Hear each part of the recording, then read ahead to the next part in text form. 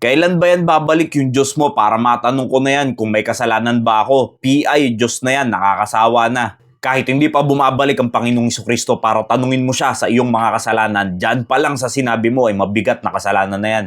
At lahat ng tao ay makasalanan, walang nakaabot sa kaluwalhatian ng Diyos. Ewan ko ba bakit napakadali sa inyo para murahin ng Diyos, samantalang siya naman ang may lalang sa ating lahat. Kung sisingilin nga lang tayo ng Diyos sa lahat ng hinihinga natin, ewan ko kung makapagbayad ka. Huwag kang mag-alala kaibigan dahil nalalapit na talaga ang pagbabalik ng Panginoong Jesucristo dahil isa ka na rin sa nagpapatunay dyan. This know also that in the last days perilous time shall come. For men shall be lovers of their own selves, covetous, boasters, proud, blasphemers, disobedient to parents, unthankful, unholy. Without natural affection, trust breakers, false accusers, incontinent, fierce despisers of those that are good. Yan ang mga tanda sa mga huling araw. Mga tao magiging maibigin sa sarili nila, sa salapi, mayayabang, mapagmalaki.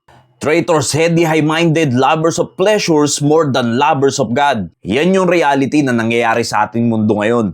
Na marami sa mga tao ang pipiliin pa na ibigin ng sarili nilang kalayawan kesa ibigin ng Diyos. Mas pipiliin pa nila yung sarili nilang kagustuhan kesa yung kagustuhan ng Diyos sa kanila. Tapos pag may hindi maganda nangyari sa buhay mo, sisi sa Diyos bigla. Alam nyo ang katotohanan na marami sa mga tao ang hindi nakakaunawa sa katotohanan. Na laging nagsisipag-aral at kailan pa man ay hindi nakarating sa pagkaalam ng katotohanan. Oo, maraming matatalino sa atin sa mundo. Pero hindi sila nakaabot sa katotohanan. Bakit? Dahil mas pinili nila na maniwala sa sarili nilang kaalaman kesa sa katotohanan na nagmumula sa Diyos. Professing themselves to be wise, they became fools. Yung nagmamarunong ka sa sarili mo, yung pala ay ikaw ay nagiging mangmang.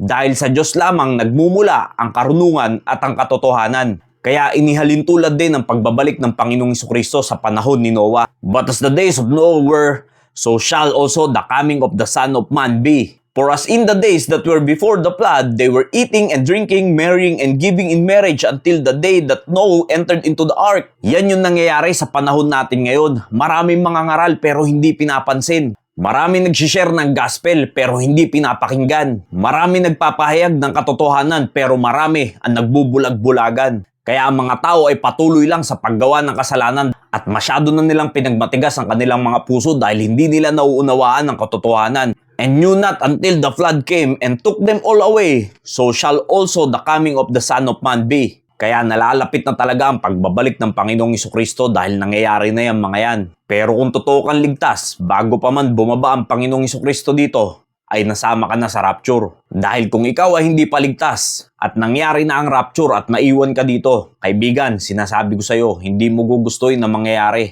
Dahil mararanasan mo ang Great Tribulation. Yan ay ang matinding kapighatian na hindi pa kailanman nararanasan ng sanlibutan. But beloved, be not ignorant of this one thing, that one day is with the Lord as 1,000 years, and 1,000 years as one day. Kaya huwag ka mainip kaibigan para itanong sa Panginoong Jesucristo kung makasalanan ka. Dahil ang isang araw sa Panginoon ay katulad ng 1,000 taon sa atin. Pero alam mo yung nakakatakot kaibigan, bago mo pa maitanong yan sa Panginoong Jesucristo at inabutan ka na ng takdang araw mo, at hindi mo siya kinilala at hindi ka nagkaroon ng relasyon sa kanya, ay tatanungin mo na lang yan sa sarili mo pag nasa impyerno ka na. Dahil ang taong hindi tumanggap sa Panginoong Jesucristo sa kanyang puso ay mapapahamak talaga sa impyerno. Habang may panahon ka pa kaibigan, pagsisihan mo na lahat yung ginagawa mo at tumalikod ka sa iyong kasalanan at kilalanin mo na ang Panginoong Jesucristo habang may buhay ka pa, may pag-asa ka pang maligtas kaibigan. Maraming salamat po and God bless you all.